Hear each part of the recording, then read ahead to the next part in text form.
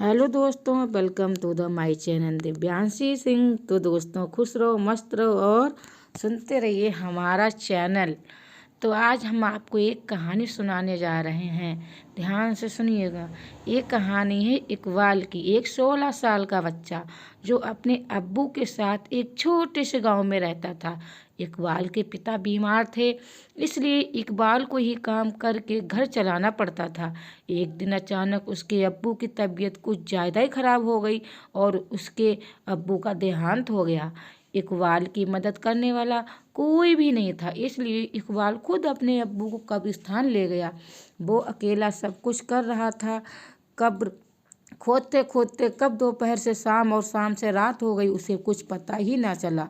जब वो अपने अब्बू को दफनाने कब्रिस्तान की गेट की तरफ बढ़ रहा था, तब काफ़ी रात हो चुकी थी। हवा भी तेज चलने लगी थी। अचानक इकबाल को किसी ने पीछे से आवाज़ दी, इक्कू। उसने पीछे मुड़कर देखा तो कोई नज़र नहीं आया। सिर्फ इकबाल के अब्बू उसे इक्कू कह के बुलाते थे, इसीलिए इकबाल ने सोचा शायद उसके अब्बू उसे पुकार रहे हैं। पर जब इकबाल ने जोर जोर से अब्बू अब्बू कहकर पुकारा, फिर भी कोई जवाब नहीं आया। तब वो डर गया और जल्दी जल्दी गेट की ओर बढ़ने लगा। लेकिन जैसे ही इकबाल गेट के नज़दीक पहुंचा, अचानक गेट बंद हो गया। वो एकदम से घबरा गया। कब्रिस्तान की दीवारें और गेट इतनी ऊंची थीं कि जो उसे किसी भी तरह पार नहीं कर सकता था। कब्रिस्तान की एक और गेट जो कि पीछे की तरफ था, लेकिन उस गेट तक जाने के लिए इकबाल को वापस कब्रिस्तान के बीच से होकर जाना पड़ता। किसी तरह हिम्मत जुटाकर उसने दूसरे गेट तक जाने का फैसला किया।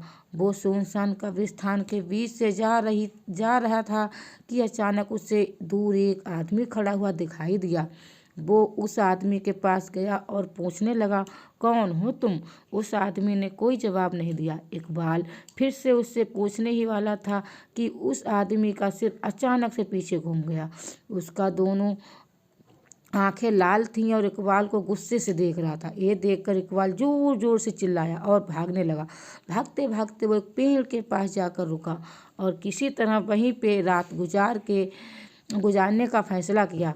कुछ ही देर में उसके चारों तरफ कोहरा छाने लगा। अचानक उसने कोहरे में एक औरत को भागते हुए देखा।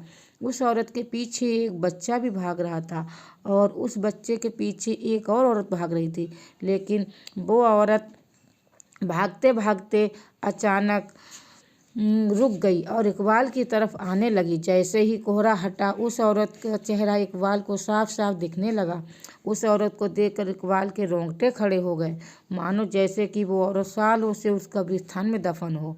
वो औरत इकबाल के करीब आ रही थी और इकबाल धीरे धीरे पीछे हट रहा था। अचानक इकबाल का पैर फिसला और वो एक कब्र में जा गिरा।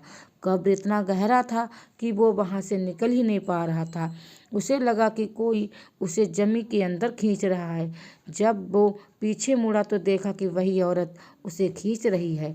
उसका आधा शरीर जमीन के अंदर जा चुका था कि अचानक उसे लगा कोई उसका हाथ पकड़ के ऊपर खींच रहा है। वो जैसे ही ऊपर आया, सीधा कब्रिस्तान के बाहर भागते हुए चला गया। उसे समझ आ गया था कि उसे ऊपर खींचने वाला उसके अब्बू ही थे। इसीलिए कहते हैं, जो आपसे सच्चा प्यार करता है वो आपको मरने के बाद ही मदद करते हैं। तो बच्चों, ये कहानी आपको कैसी लगी? अगर ये कहानी आपको अच्छी लगी है तो प्लीज़ हमारे चैनल को लाइक करें, सब्सक्राइब करें और सुनते रहें हमारी कहानी। हमें आशा है कि आपको हमारी कहानियाँ, कब्रिस्तान की भूतिया कहानियाँ बहुत पसंद आई है। इस तरह के नए नए हॉरर स्टोरी को हिंदी में सुनने के लिए हमारे चैनल को रोज़ाना सुने। अगली बार मिलते हैं हम एक नई कहानी के साथ। तो दोस्तों, तब तक खुश रहिए, मस्त रहिए और थैंक यू।